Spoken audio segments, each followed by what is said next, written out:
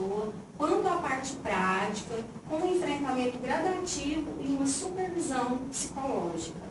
E conseguindo controlar esse emocional, a ansiedade, o nervosismo, a pessoa tem um desenvolvimento de uma habilidade muito mais segura e muito mais apropriada ao trânsito. Pode ser, pode acabar, pode ser extirpado, pode tirar isso da pessoa. Isso faz parte, é trânsito, né? O acidente acontece. Com certeza. Trânsito envolve risco, né? A gente não tem como controlar todas as condições adversas, né? O comportamento do outro ao dirigir.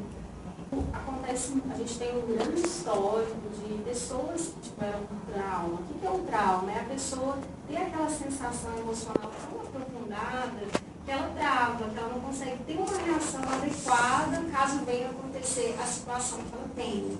Então a pessoa automaticamente ela não tem aquela atenção tão precisa, aquele raciocínio rápido que a gente precisa de ter para dirigir, né? Então assim, a pessoa trava e acaba não tendo uma atitude adequada para lidar com situações que podem acontecer no dia a dia no trânsito. E lá na clínica a gente faz esse trabalho, a gente desenvolve essa pessoa, para que se algum dia ela passe por alguma situação na qual ela tem, ela possa ter condições emocionais adequadas de conseguir ali prevenir algum acidente, prevenir alguma colisão. Né? Isso é através do tratamento emocional mesmo. Então há a possibilidade de controlar o lado emocional. Sim, claro. E o lado emocional, ele está muito relacionado ao ato de dirigir. Né? Hoje a gente percebe aí que o trânsito é uma polêmica, é um dos quesitos, um dos fatores mais revelantes para a sociedade, né? E o controle emocional no ato de dirigir é extremamente importante. É necessário desenvolver medidas para poder controlar a reação das pessoas quando elas estão dirigindo, porque realmente elas mudam muito, né, o comportamento. Mudam muito. Tem diferença do homem para com a mulher, porque às vezes o homem é um pouco mais exausto, né, austero, então acaba ficando nervoso.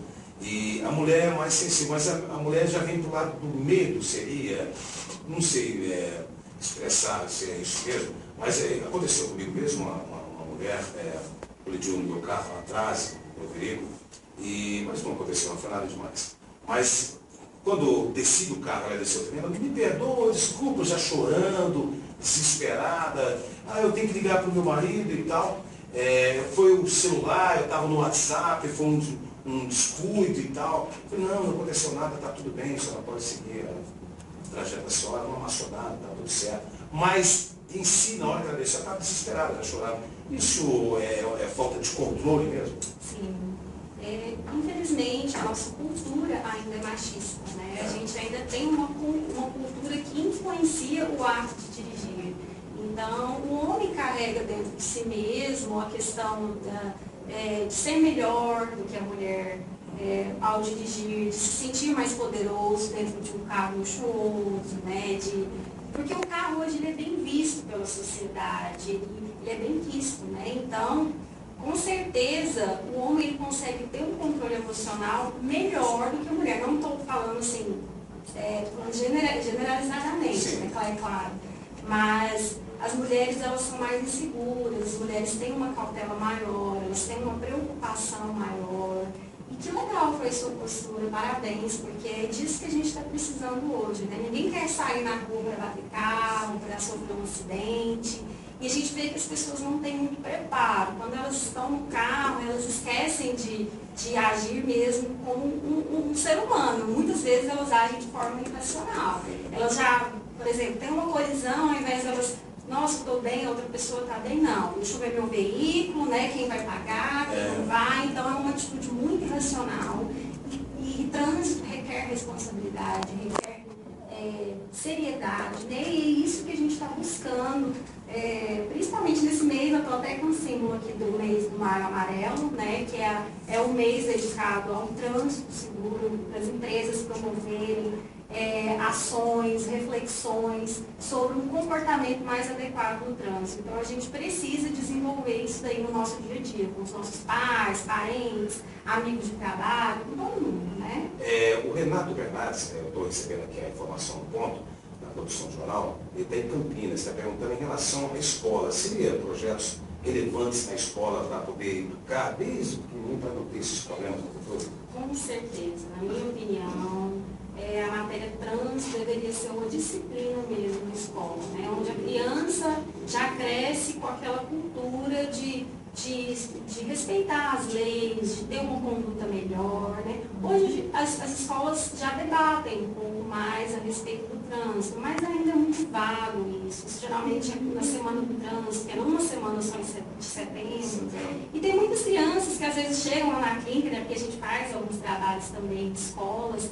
Ah, tia, meu pai não pôs o cinto de segurança, meu pai ultrapassou o sinal vermelho, né? Então, as próprias crianças, quando elas têm essa cultura, esses ensinamentos, elas começam até mesmo corrigindo os próprios pais. Então, eu acredito, assim, que precisaria ser desenvolvido, às vezes, uma lei que colocasse essa disciplina mesmo de trânsito lá para os novos condutores da sociedade, para ter uma percepção e mudar essa cultura, infelizmente, ainda inadequada em relação à nossa sociedade.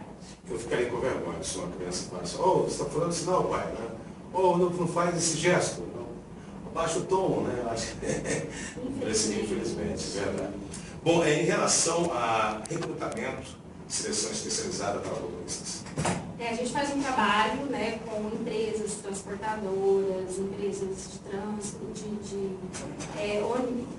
ônibus, né, de transporte alternativo, e a gente faz recrutamento e seleção de motoristas, que é selecionar aqueles profissionais, né, mais adequados, avaliando o grau de atenção, de memória, da personalidade mesmo, para buscar motoristas mais conscientes. E além disso, a gente faz um treinamento com essas pessoas, um treinamento emocional mesmo, né? Um treinamento de autoavaliação em relação ao estresse, para não estar transferindo isso para o ato de dirigir. Porque dirigir um veículo hoje, ou um veículo de transporte de passageiros, requer muita responsabilidade. Né? Isso pode acarretar prejuízos tanto para a empresa, quanto para a própria pessoa, como para a vida de alguém. Então, assim, é necessário isso, é necessário um treinamento, um investimento nessa parte emocional aí, dessa profissão tão importante que é o motorista, e tão estressante. Né? Quando você fala de empresa, tem motoristas que têm a CNH há mais de 30 anos. E quem está tirando agora, geralmente naquela época lá não tinha direção defensiva, são vários fatores aí. Isso também é importante no curso? Com certeza, a direção defensiva é buscar formas de você prever acidentes, né? Prevenir, você ter uma atitude de prevenção. Então, quando você dá esse treinamento para o seu funcionário, ele expande a percepção dele, né? Ele tem um conhecimento melhor de como ele ter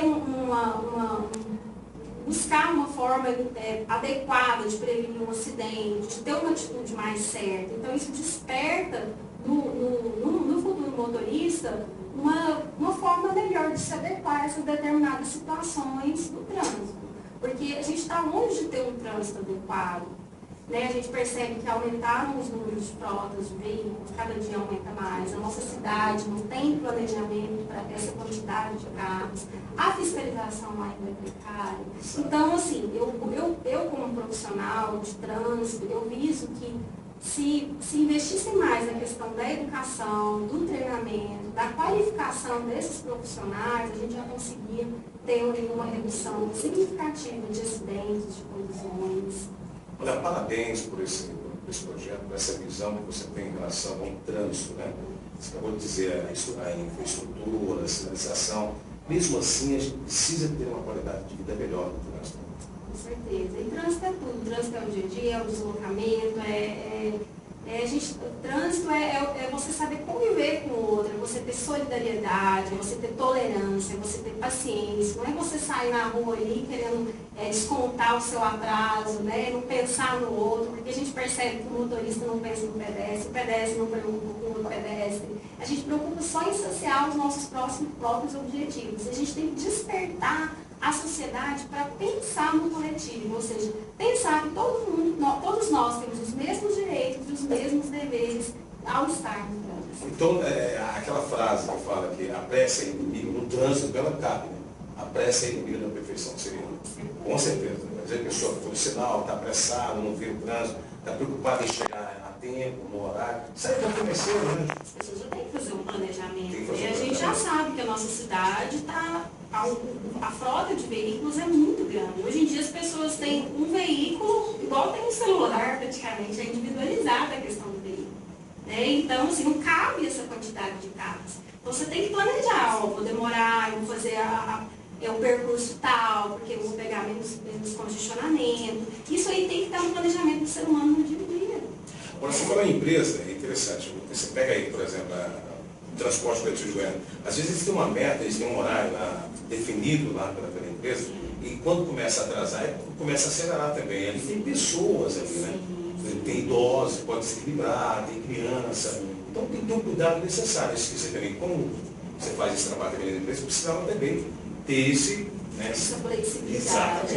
É necessário buscar medidas, né, para controlar essa questão das metas dos motoristas de transporte coletivo, buscar pesquisas, né, eu acho que é uma coisa que falta muito nas empresas, no próprio Detran, pesquisas que levem a desenvolver novos projetos, a adequar, porque trânsito, gente, hoje é um assunto polêmico na sociedade. Ou melhora, não tem outra forma. Né? É verdade. Avaliação psicológica para motoristas. Então, a gente avalia os aspectos cognitivos, né? Para a gente dirigir, a gente precisa de ter uma atenção adequada, a gente precisa de ter um reflexo adequado, uma memória, um raciocínio. E outra coisa, às vezes as pessoas tiram a carteira, elas passam ali no psicotécnico, tá tudo bem. Mas aí chega um momento na vida dela em que ela está estressada, que ela está ansiosa, e ela não tem essa consciência, ela pega o carro mesmo assim. Né? Então a pessoa precisa de ter a consciência de falar, olha, não estou bem, eu não estou legal, e aquilo ali vai repercutir no meu ato de dirigir. E sair, esperar um pouquinho, arrumar alguém, melhorar, né? Buscar curar esse estresse sem descontar isso no trânsito. Né? Para ter uma melhor qualificação profissional, para atingir um público com diversos tipos de comportamento, né? Para conseguir despertar um pouquinho mais desse profissional, uma qualificação ao lidar com uma pessoa mais explosiva, com uma pessoa mais tranquila, porque tudo isso reflete no ato de dirigir. Então a gente está desenvolvendo esse trabalho, está desenvolvendo pesquisas relacionadas a esse público, né? Para atingir esse trabalho para todo o Brasil. E a gente também está desenvolvendo um outro projeto voltado para a internet, que é para conseguir controlar o emocional para a prova do Detran. É um treinamento mesmo específico para aquelas pessoas que ficam nervosas, aí automaticamente desconcentra e faz alguma coisa errada e não conseguem a aprovação. Suas mãos. Transpira, né? Batimento cardíaco, esquece, né? Porque atinge a memória, o raciocínio. Então, qualquer errozinho ali, às vezes por falta de atenção, por uma memória ser atingida pelo emocional, faz a pessoa a não conseguir a aprovação, a reprovar. Estuda, prepara tudo direitinho, fica até repetindo ali algumas palavras, etc. Quando chega na hora da execução, o instrutor fala, está preparado aí sobre tudo. Né? Então tem que ter toda essa atenção, esse cuidado. Esse treinamento é importante. Muito importante, e assim, eu acredito que o Detran também, os órgãos de trânsito, eles precisam desenvolver medidas, avaliar essas situações, né? Eles precisam buscar formas de preparar esse emocional dessas pessoas no momento dessa avaliação, para que seja uma avaliação justa, né? Porque aquilo ali mexe com a questão financeira da pessoa, né? Ninguém gosta de ser avaliado, às vezes a presença de um examinador interfere muito na atitude que a pessoa tem. Então, é preciso pesquisas e desenvolvimentos em relação a essa avaliação mais condizente, mais justa para a sociedade. O Instituto de Pesquisa alegou que o trânsito do Brasil é o que mais mata hoje, até mais do que guerra e etc. Qual a possibilidade de diminuir esses índices? Na pesquisa que a gente vem estudando a respeito do Maio Amarelo, né, que é o mês de maio, que é o mês de atenção pela vida, né, o Brasil está em quinto lugar como o país que mais traz colisões e acidentes de trânsito. Para você ter uma noção, gasto 518 bilhões de reais por conta da falta de preparo das pessoas em relação a dirigir. E o Brasil é um país em desenvolvimento e é considerado um país com pouca frota de veículos perante os países que estão aí em primeiro mundo, que são desenvolvidos. Agora imagina a tendência se isso não melhorar. O índice de mortes, até 2020, a Organização Mundial de Saúde diz que pode chegar a 1.900.000 pessoas. Né? Então, assim, é uma epidemia, é algo que a gente precisa de despertar, porque trânsito requer isso, é vida, né? É responsabilidade. Então, a gente tem que tomar esse cuidado, despertar isso melhor para a sociedade, essa nova cultura, essa nova concepção, principalmente para os novos condutores. Obrigada, prazer pelo seu trabalho também. Eu agradeço a oportunidade. Fica aí a dica do Maio Amarelo para a gente desenvolver um trânsito melhor. Muito obrigada. A gente que agradece, falamos com a Daniela Caetano.